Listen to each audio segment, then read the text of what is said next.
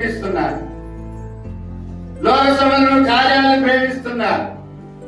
అయితే దేవుని ప్రజలమైన మనము ఎవరిని ప్రేమించాలంటే యేసయ్యను ప్రేమించాలి. ఆమె ఒక దిక్కు పోతున్నాడంటే ప్రార్థన చేసుకొని పోండి.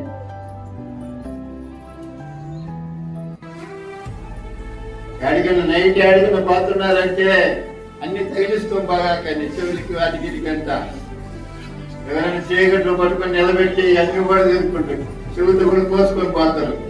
జాగ్రత్త, మీకు దండం పెడుతున్నా. మీ పవర్ అంతా బొల్లకాడ చూపించుకోండి. ఇక్కడ చూపించుకోండి. బొల్లకాడ 10 అట్ట కూడా ఉండాలి. ఆడిపోయినా మంచి ఇల్లేనా అని అనిపించింది నాకు. అంటే మేడంతా చెవులంతా వాచిపోయి ఉంటుంది, చేతులంతా వాచిపోయి ఉంటుంది. వాళ్ళని ఎట్లా కనిపెడుతుంటే వాళ్ళు అయ్యా రాయా అన్నప్పుడు కనిపెడతా. ఓ బాగా వచ్చింది.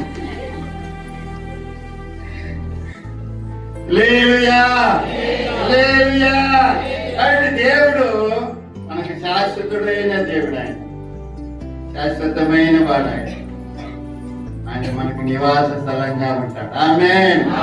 ఈ లోక యాత్ర తర్వాత ఆయన నివాస స్థలం ఆయనే మనకి నిత్యుడగు తండ్రి, నిత్యము నిలిచే దేవుడు.